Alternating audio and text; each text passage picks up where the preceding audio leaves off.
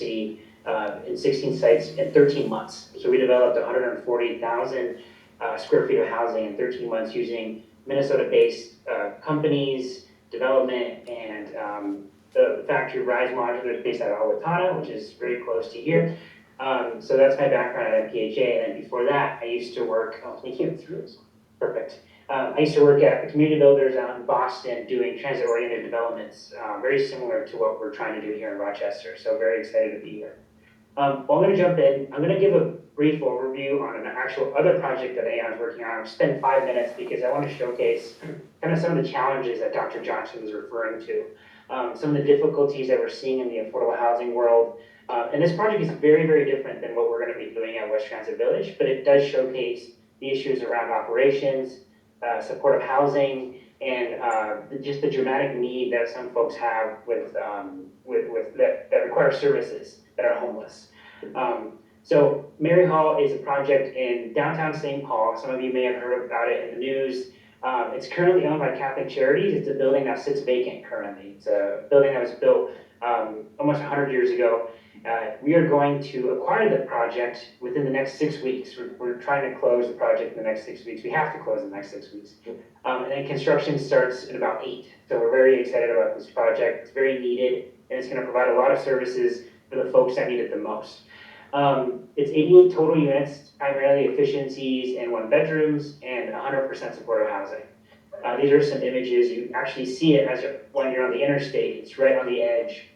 Excel is like a block over from this building. So if you're familiar with that, that's the area that we're referring to. This building was, like I mentioned, was built in 1925. Has always been housing, so it's got some history there that we're very excited to recognize.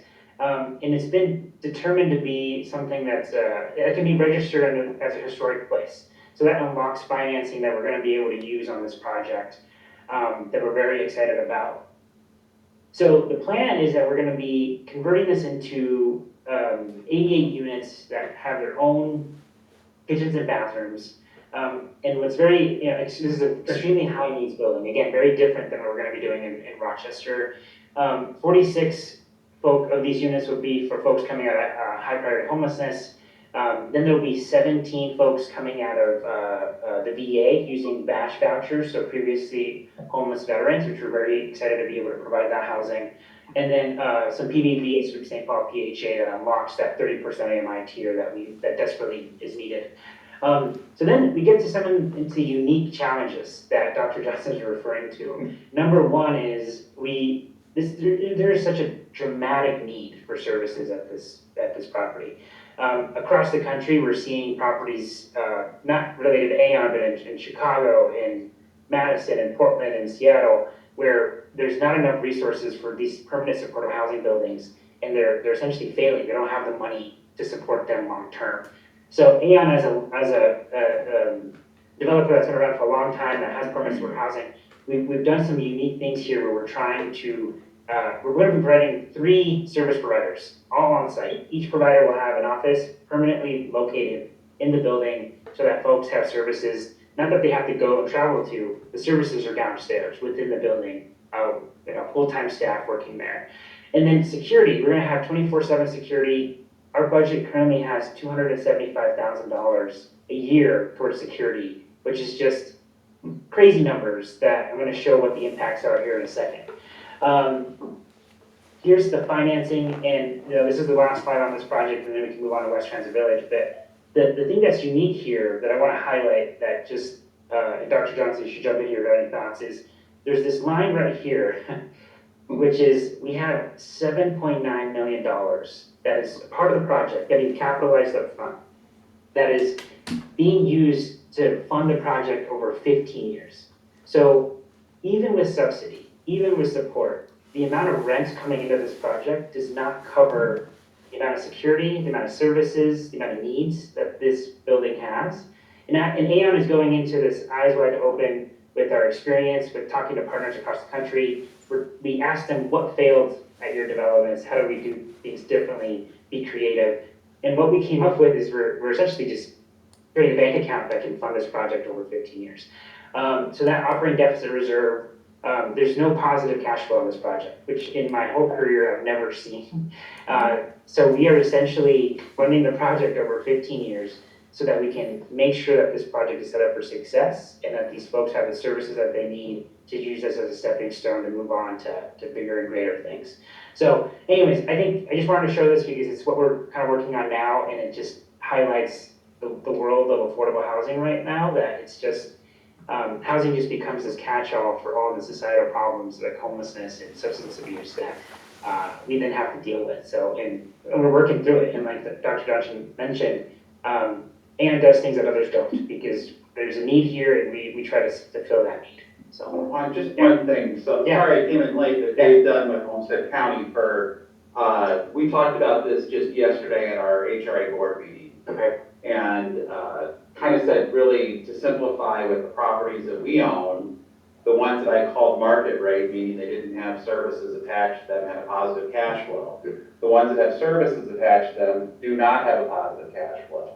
And that is with every advantage that we have as a government entity. So when we talk about the needs of affordable housing, one, this is a really innovative approach. Basically, they are incorporating that service need right into their pro forma at the beginning of the project, which is what we hope, because we're trying to do the same thing, helps to solve and address this issue. Because what we're finding is that in projects that exist right now, that continuous need to find that service dollar is always a challenge.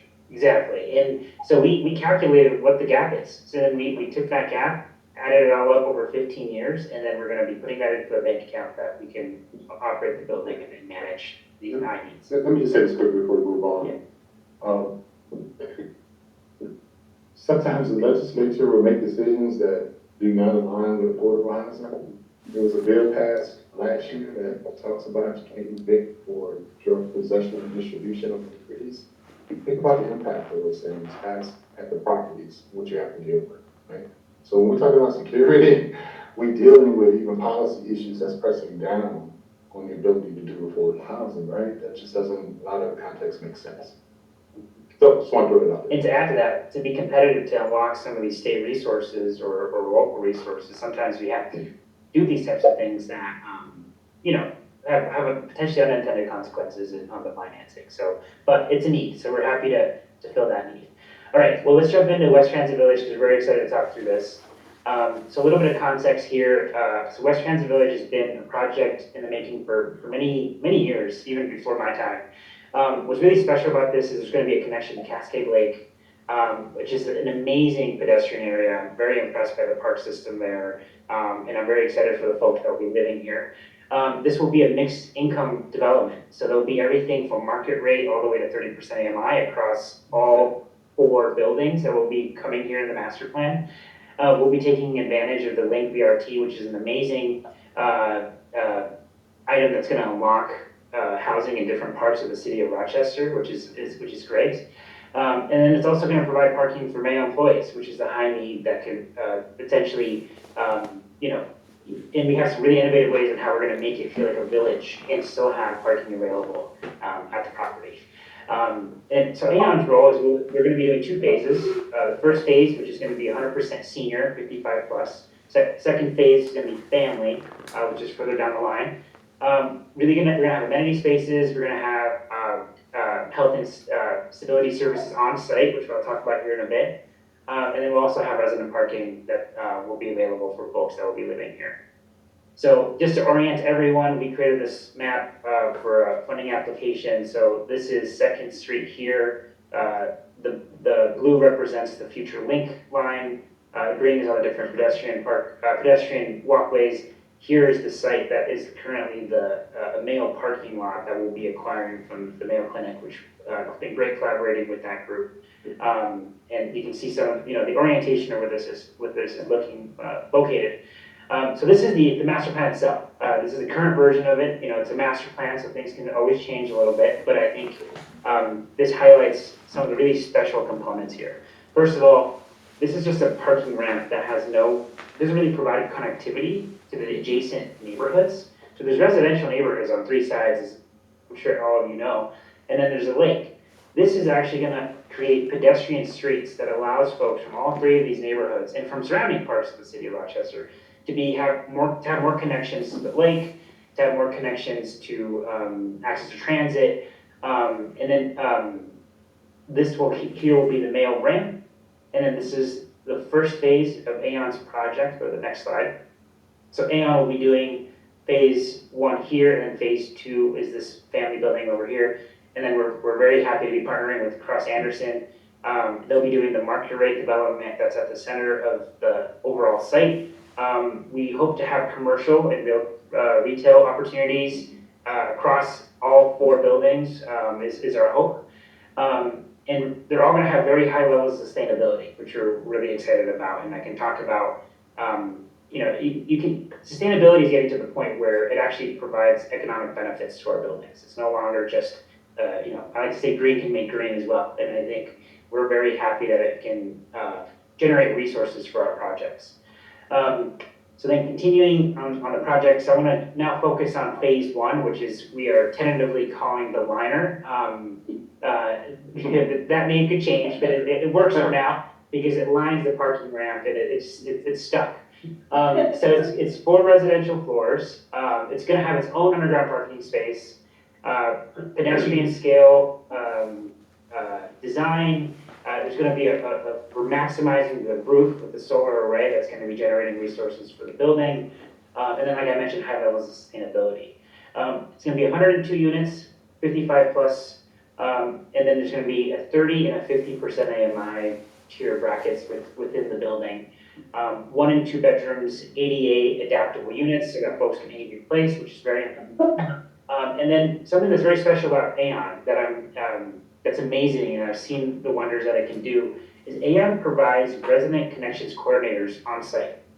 So in addition to property managers and maintenance staff, there's another individual, usually with like a social work background, that is a full-time employee or a part-time, depending on the size of the property, that works at the building, has an office there, and can help folks have access to services, create partnerships, create community programming, like the community spaces, and making sure that people have a connection within the building. So it's something that, again, sets us apart from other developers because we're mission driven. That money could go in, if we were a for-profit developer, those resources could go elsewhere. Instead, we're investing that money back into the property, and that money stays within the property, which is, really excited about.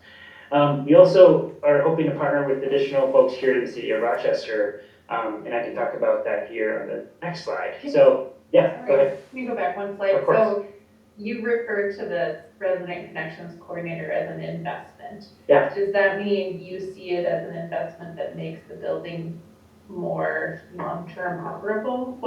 What's the Yes. return on your investment that you're making? It sets our residents up for success. So if folks have issues with paying rent, or they are running through hard times, if they need assistance working through unemployment, or if they need, if they have issues if their kids are having issues at school, like the resident services coordinator, this person is just trying to figure out what every single individual needs and try to connect them to the services.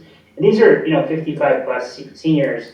Even having someone that can help you on like an application or working through a problem, that person is full time downstairs, so you can go and help them out and work with. So you see it as a way of stabilizing your tenant base Exactly.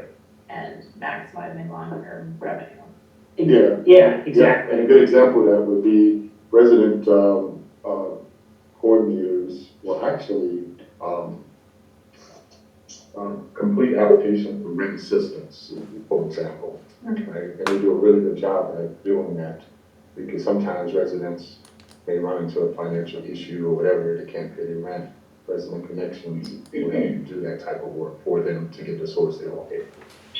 Thank you. Yeah, of course. So another thing, again, as AEON is a nonprofit developer, so we're very mission driven. We like engaging with folks. We like getting feedback. We love going to community meetings. We invest in those types of things. So one thing that we did is Dr. Judd, is that we did something which is called a qualified stakeholder group. So with us going out to get public funding, this is something that we did to showcase that we're engaging with folks locally. So we actually worked and partnered with the Elder Network and the Southeastern Minnesota Area Agency on Aging, local organizations, to actually get feedback from seniors and folks locally within here in Rochester. So they impacted the design of the liner and some of the decisions we made. And we committed to continue engaging with that group. So as the project gets funded and it continues to get developed, getting their feedback is going to be extremely valuable. Like one example is code doesn't require you to put grab bars in every unit. It's only 88 units. These residents kind of explained to us, like, it doesn't matter if it's ADA or not, this is a livability improvement. So something that we immediately just did off the bat is in our design, we're gonna be providing grab bars in every single unit. We don't have to, it's just something that we are going to be doing so that people can age in place and it helps with livability long-term. We also provided information on affordability, unit sizes, and other feedback, which was great. So then this is the drawings of a floor plan of the liner.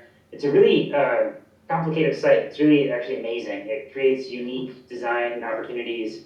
So the intention is that the liner will shield the parking garage so that you don't have a 6-story parking garage that is just in the middle of this residential neighborhood. From the exterior, to have some renderings here in a second, you'll see it really, you're gonna just see a residential building, which I think is really great. To orient everyone a bit, this is 2nd Street here, and then this will be a new street that you take a right on. This is also where the BRT will have its west terminus, so we'll be doing a loop there at this property. The main entrance will be here. There'll be a row of units that face the site to the west, and then there'll be some more units here, and then another arm of units on this edge, and then the central courtyard that I'm very excited about because it's going to create southern exposure for our seniors and garden space. As someone who's done many senior buildings, garden space is a hot commodity at these properties, so we want to provide as much opportunity for those types of uses as possible. So this is a rendering of what this building will look like. It's only at 30% design. What that means is we haven't really looked at the exterior fully. Things can still be changing. We'll be working closely with the City of Rochester, DMC, the coalition, to get feedback on the design and the exterior and on the looks of this. But this is some images there. As you can see, this is the ramp that it's going to be lining on the edges, the south and the west. This is that courtyard along 2nd. This is what that courtyard we hope will look like once you're in it and our seniors are living at the property. These are the different unit types that I just described. And then some of the affordability and the financing that I can dig into and kind of share. And these are all current numbers. Things change as we get closer to a financial closing. 102 units, majority 1-bedrooms. Some of the feedback we got is a lot of our seniors are usually need 1-bedrooms, but there are certain households that need 2. So we're trying to include some of that within the property as well. Affordability levels, 19 units at 30% AMI. The remaining will be at 50% AMI. These are the different rent levels per month currently, depending on whether it's 30% AMI or 50% AMI. There's a range there, depending on your income.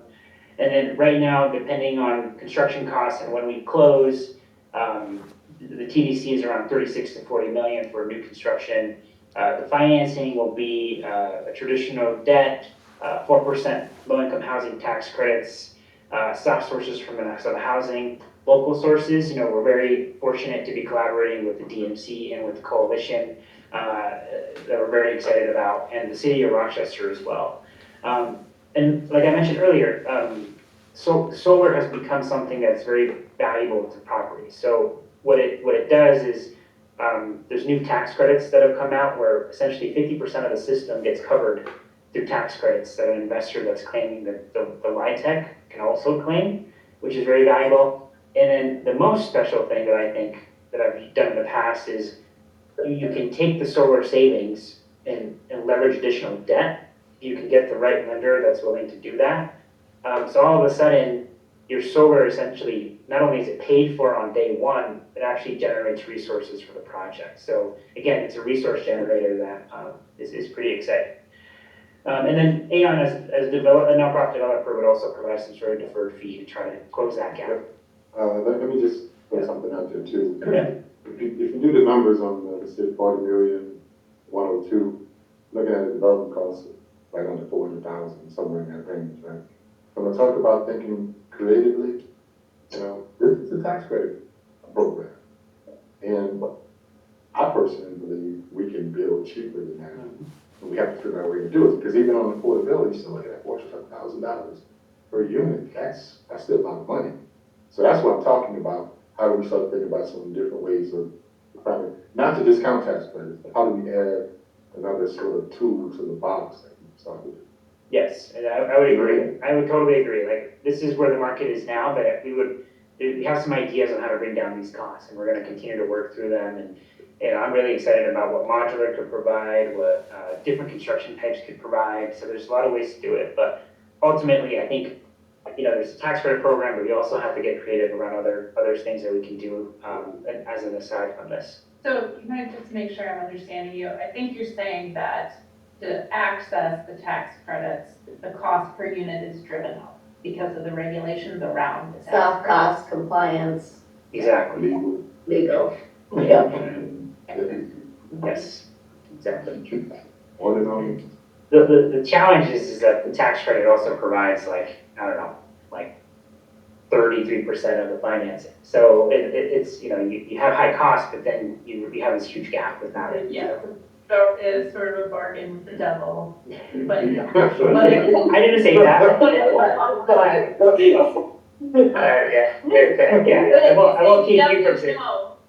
Right, and I mean, the biotech has been around, like, again, for 30, 40 years, and it's the largest program that generates affordable housing. But again, to Dr. Johnson's point, like, I think it's time if we're gonna produce housing faster at scale, at a lower cost, and make it affordable to folks, there's gotta be more. But, we can't wait that, though. We also gotta take advantage of what we can right now. So, I also think that it would really help engage more potential developers, because this light tech system is really, really, really, really difficult for anybody. But for a developer to try to get through all the hoops and try to understand this and be successful is really hard. So if there are other ways to do it, that'll only bring in more developers, I believe. Agreed, different types of development, That's right. different scales, everything from Yeah. single family all the way to multi-family, So yeah, I'm a big advocate for that. So that's all I have actually today. Here's some facts about AEON, but happy to answer any questions about the project or go into more detail on anything.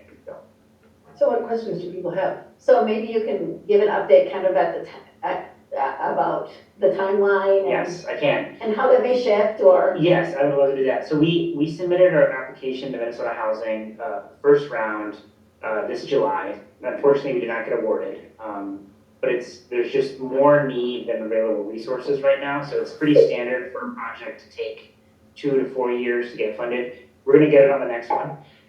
So we'll be submitting again in July of 2025. Hopefully to get an award in December of 2025. And then starting construction right after December 2025 with the financial closing. So that's where we're at right now. And honestly, I think the financing is close. If we can get that award from Minnesota Housing, I think we're like 90% of the way there. Again, because of the local support that we have here. So yeah. Just put the facts sheet up on the board again. Of course. Just leave it up there, thanks. This found all these various reports, he's not here. Dave, can you mute yourself or? Did you have another sheet about this, your company, the facts about? Oh, the AEON. Oh, Yes, of course. Next slide, yes. So, those online, if you want to signal with them, with the hand raise signal, we're open to questions, so. We actually sold, two properties for the first time in the history of AEON. Never done that before, but it's part of the work we're doing to, do some restructuring around the portfolio to strengthen the portfolio. I was gonna follow up with that. Would you be able to share about your Brooklyn Park extravaganza? I know what you went through, kind of what you learned, and then coming to the sale part of it, right? Yep. Yep, so that is, that's what I'm texting about, speaking on. So we own, the second largest multifamily affordable estate, which is Brooklyn Park, Huntington and Brooklyn Park. AEON bought the property in 2020, right on the heels of the pandemic. And, AEON, going back to its origin, again, was the only organization that stood up to buy the property to avoid displacement of close to 3,000 people. So we've done it in Bloomington, we've done it in Richfield, we've done it in Brooklyn Park. So we acquired this property. This property built in 1967, 68, decades of capital improvement needs, right? And all hell breaks loose from security challenges, the whole 9 yards. The intent was a 5-year bridge loan where we would refinance out to take the lenders out. So when I say all hell broke loose, the property already had intrusion by wannabe gang members trying to take over the property. AEON immediately proceeds to work to stabilize the property by emphasizing security. And we put up a pretty significant fence around the property. We have reduced crime. Did you not got 68% at this property 2 years, almost 3 years running. Brooklyn Park Police Council will tell you, wow, this is phenomenal. We cleared out basically all of the bad residents. We got to the point where it needs to move to another owner because the debt is due by the end of the year under the 5-year bridge loan. And we work very close with our lenders. In this case, the lenders are pretty good to work with. Let me just tell you this, and I can say this because our public information. 98 million on that, original appraisal was 72, new appraisal was 45. That gap distance between the 98 to 45, that is the losses the lenders are willing to take to kind of move on. There's affordable housing covenant, so we're trying to move it to a new buy. We would have the capacity now to pick up where we left off because we stabilized it, but we can't go forward more because, it's just going to cost too much to do. It's the nature of naturally occurring affordable housing. And I'm the guy running around the state saying to any company, you're going to buy these properties and make sure there's a source of money aside. I think what's happening in Minnesota 2017 or so, and the concierge was bought in Richfield, and it was just mass chaos with residents losing their homes. The move was about acquisition of getting these properties. That's why AEON emerged. But part two should have been about a source to provide for capital improvements to take care of those aging needs. So a lot of lessons learned at Huntington. We're hoping to get to a deal by the end of the year. If not, we have a fallback plan with the lender. If we don't, but we will be introducing a new concept called the Preservation Accelerator. And that is a grant-based source, not a loan, that we are starting to formulate. We had conversations with 12 banks at the Minneapolis Club 2 weeks ago, starting to frame this idea of the accelerator. What it is, it's a grant-based source to deal with capital improvement needs at the NOAA properties, which can't take on more debt, right? So replace windows, roofs, and things of that nature. So in the long sort of winded approach, that's what's happening.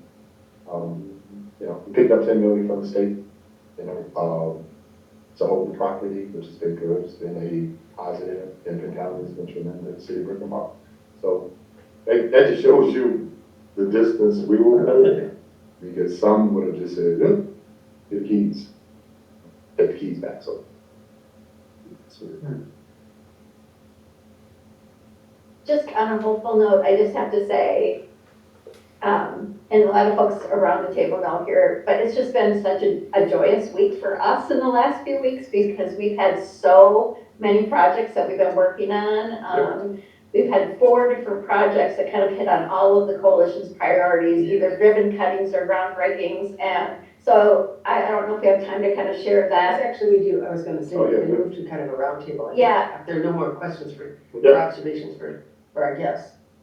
Okay, so let's move to roundtable. What we do in the roundtable is anyone who, any organization has something to share, just takes a moment to share that. And we go from there. So, and then, or if you, so we'll do that, and then we'll do the organizational sharing. Then if there are issues that you would like to have the Alliance put on a future agenda, we'll do a second round where we can suggest those topics for future. Okay, so want to start with the coalition's celebrations? Yes, so, and actually, I'm going to turn it over to other people to share that because, again, it's such a collaborative process. I'll just share first, we did a ribbon cutting with Valley High Flats 2, which is a White Builder MWF Properties project that we provide gap funding in as a LIHTC project. Rental housing for 51 families, all under 50% or below AMI. And what's really special about the project is that 1/3 of the property is 3 and 4 bedrooms. Something that we really need in our community for larger families. So that's been really exciting. I don't think there's anyone else from the team that can maybe speak to that. I don't know if Scott's still on or Rick, but that was very exciting. And then from that, I'm going to turn it over to either Jen or Dave who want to talk about Red Hawk, which is a super exciting project. No, I was gonna turn it over to Mark. So he can talk about Okay. Well, he could probably give his own update on all the projects he's working on and highlighting them. So I'm gonna shine a little light on your work right here. So the Red Hawk project are 10 single-family homes that we're testing in the marketplace from the county's perspective. We're collaborating with First Homes as our selling partner, and it's going into the Community Land Trust. So our first home is just about ready to be sold, and every week to every other week, every other home will come online. Yep. So that's a project that, talking about a project that you want to see positive. You can drive by there every day and see it, right? We have a local builder that is our construction agent. So it's just a process that's worked really well. Mark, one thing about that too, I'm gonna chime in because I always do. Part of what we wanted to learn when we did the Red Hawk project were things like how long does it take to build a house, what the costs associated with building a home, is there a market for homes with different levels of amenities? And so we're getting closer to answering those questions. When we wrap this project up, we'll be able to share those kind of lessons that we've learned and try to do more of this in the future, I think collectively as a group, because what we know is we need more housing, and that's everywhere across the continuum. So what can we do to create more housing faster? And if there are things that we can do or parts that we can play in it, and one of the, I think, unique opportunities with this particular project is that we took the risk away from the builder. And so by doing that, we were able to get that builder just to say, hey, we've got a great builder who can build. They're going to knock out 10 houses. And that holding cost, which is what can suffocate so many times, is not on that builder. And so as we're looking at this and we're exploring different ways for us to move forward, I think that's going to be one of the key things that we've learned. So, Size of the homes, you guys haven't talked about that. yeah, they are 2-bedroom homes. The slab on grade is 1,200 square feet. So there's 2 models, slab on grade, and then a split level. Split level is 950-ish, finished on the main floor with a basement floor that is framed, but not finished. What's the price point? That's a good question. I can tell you what I'll tell you what our all in with land and building is about 320, and it's for either. I mean, they're just under 320. But the exciting piece is, and what they're talking about, the price kind of, is that they're gonna be going into the community land trust. So there'd be some more subsidy dollars possibly To bring going down, in to bring down that, so that we can meet 80% or below AMI for, first homes properties. Let me say this, that is what I'm talking about in terms of things happening that it's not necessarily Minneapolis or St. Paul based. Because what you just described, you don't hear that happening up there. So it's like people need to hear this from other places so they can also know it's okay for them to try some of these ideas, right? And So that's we're where, telling our county commissioners, it's okay to try more than that. So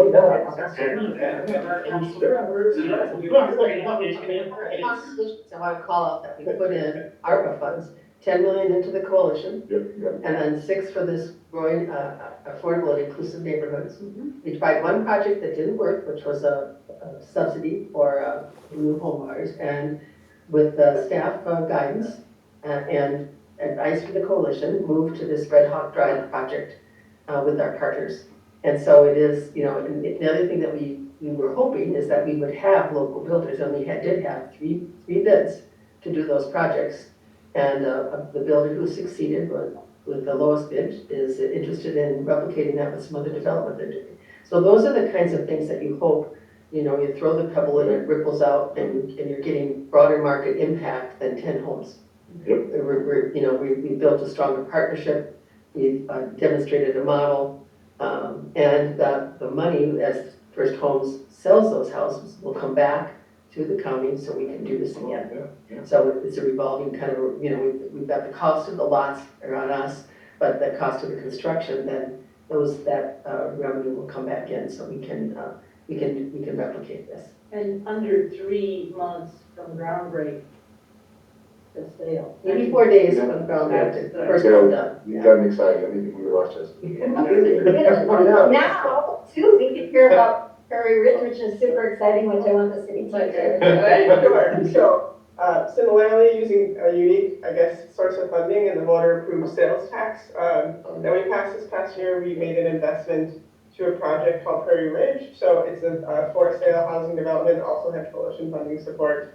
So hitting at a different mark here, these are going to result in about 201 homes that we're supporting. It's really a 300 home subdivision with 100 of those are going to be rentals. But 201 homes with a combination of attached townhomes and single family dwellings. You're looking at price points between, let's see, sub 350 to 470K. So we're looking at that up to 115% of the area median income sort of situation. So another interesting one where this local, I would say, investor developer built to rent single family homes and had a connector that connected us with partners and said, well, you're going to build again. Would you consider doing some for sale opportunities instead? What we see the benefits on, as mentioned before, is building to scale, so saving costs by building very quickly. So committing to doing this by 2027 is something we discussed.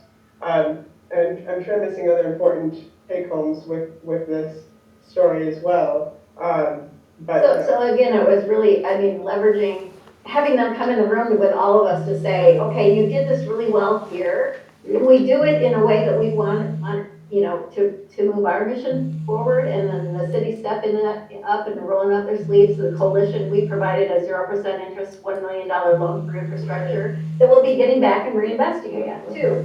So a lot of this money, and as Commissioner Cascaden said too, we're also trying to figure out how can we invest in a way to take away some of the risk, but also keep some of that money. You know, either a very, very low interest rate or a 0% that is coming back, that we can count on it coming back, and we can continue to reinvest it. Yeah, and for us, it was in a location of growth where we specifically invested in infrastructure, so that was the plus. But to Commissioner Cascaden's point, we're now seeing, once again, the rippling effects and having conversations with future developers, so these certainly all play together, we found.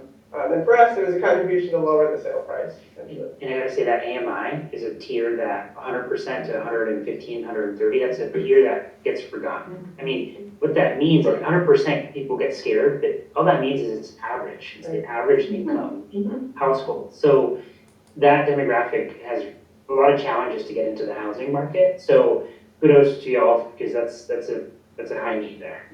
Is that land? I'm sorry, is that land bank? It's not land bank. Not landing. Have you guys considered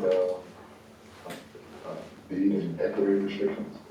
So with these, yeah, so 40 of the homes have a reduced price, so we're restricting the resale of it for a period of time essentially to ensure that. 5 years. Yeah, They okay. have to be owner occupied. They have to be owner occupied for 5 years, but the resale restriction is for 10 years on top of that too. So maybe the county wants to talk about the HRA's agreement yesterday around Roth. That sounds really good, but let me just, the last celebration, I don't think Terry's here, is that I was able to go to a home dedication for Two Rivers Habitat for Humanity, who dedicated a home for a larger family, and that was just really special as well. Again, and they're part of our, our work in housing, so I just wanted to recognize that as well. I heard about that one. All right. Don't worry, I just wanted to mention on a subdivision of Karen talked about, the city is also looking at providing tax equivalent financing on 40 lots, so. Also get the house price down. It's important because we haven't done that for sale in a while, right? Like 20-some years. Yeah. 20-some years. Again, this was where the city is bad enough to go like, okay, we did this in the past, it worked, how can we do it again? Oh, that's great. So Dave, all right, Mark? I'll be brief. I know we're running low on time, and it isn't just the Olmsted County and City show. But if you drive by Nailwood Road, you will see construction underway. So we did not do an official groundbreaking ceremony for our Trailside Senior Apartments. But after Mark's real rushed work for probably the last 4 or 5 months, that is now under construction. So we've started that. That's 36 units of senior housing that was funded last year in a consolidated RFP. So that is now, we got an early start and we're moving forward. So that's Hey, 2 rounds. yeah, the second round, that's always the one that works. So that's a great example, I think, of working across the continuum. So we looked at senior housing, we looked at home ownership. And then the other one that we're working on right now is the residents of Old Town Hall, which it's a NOAA property that we're really looking at what are the best needs for the future of the building. We will be using that facility to probably house people that were previously experiencing homelessness and have other service needs associated with it. So the board approved funding yesterday for us to do some minor renovations to test the concept with that building of kind of bringing that service in. So it is a program called Housing Support for those of you who are kind of in the housing world. We think that with the changes, and I'm kind of looking over to the two of you as well, that is an untapped